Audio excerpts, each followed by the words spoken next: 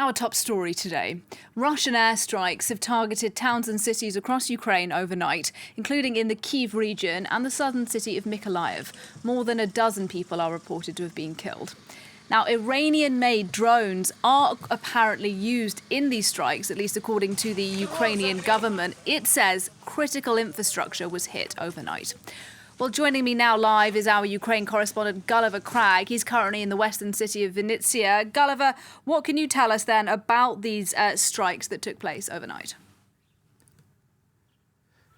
Well, according to the authorities in Kyiv region, there were 3 strikes, successful ones, using these Iranian-made drones that Russia now has rather a lot of in its possession. There's some way to the west of Kyiv, near the town of Mykolaiv, which was one of the towns in Kyiv region that was for some time occupied by Russian forces in the early phases of this invasion. The authorities say that there aren't any casualties as a result of those strikes, but that parts of critical infrastructure were hit. There have been drones used across the country this week as Russia has intensified its attempts to hit mainly critical infrastructure but also residential targets, and they've been using them also in Vinnytsia region where I am now.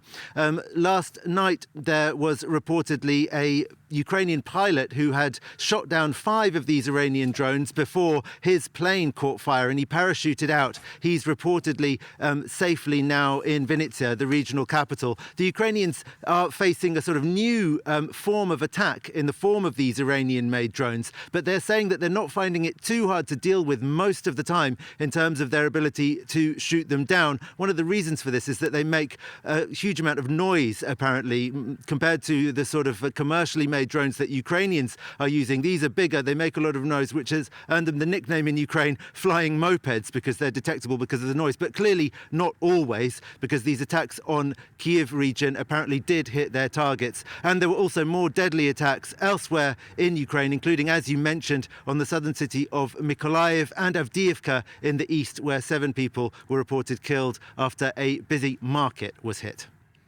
And Gulliver, earlier on this week, we saw that particularly intense wave of Russian strikes. That was on Monday, and it brought down part of the country's electricity grid, including in the western city of Lviv.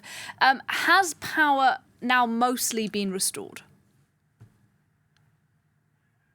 Yes, just today, early afternoon, the National Electricity Company said that power had now been restored across the country, even though most of Ukraine's regions had been affected in some way, and the authorities had said that 30% of the country's electricity generating capacity was damaged to some degree. Exports of electricity have had to be suspended. That's one reason why Ukraine has been able to keep powering Ukrainians themselves. The electricity company also thanked Ukrainians for heeding its instructions to try to economize and not use too much electricity, particularly during peak hours. And so they were planning to have sort of rolling power shutoffs in order to repair the infrastructure and in order to not put too much pressure on the system. At the moment, they have suspended plans for those rolling shutoffs, saying that they can manage without having to resort to such drastic measures. But clearly the system is damaged, and we'll have to see going forward whether they're able to keep that promise to not go ahead with the rolling shutoffs.